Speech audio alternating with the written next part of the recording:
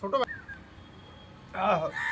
রথের বেলায় যেতাম, তো রথের বেলায় গিয়ে আমি ভোগী আর পরিমল আমরা গিয়ে ওই ওই যে গোবরডাঙ্গা জমিদার বাড়ি রথের বেলা জমুনার পাশে হতো, ওই জায়গায় গিয়ে কাঁঠাল কিনতাম আর তিনজনে খাতাম।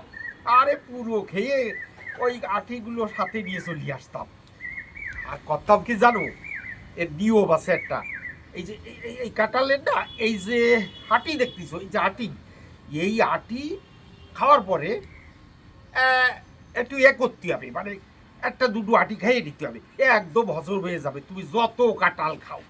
দেখো কত কোষ হয়েছে, দেখো। ওরে বাবা, দাঁড়াও দাঁড়াও, খাইয়ে দেখি কেমন মিঠে। দারুণ।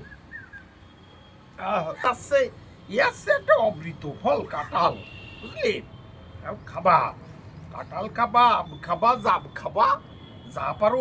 এই যে ফলের মাস, জ্যৈষ্ঠী মাস, তা খালি হয়।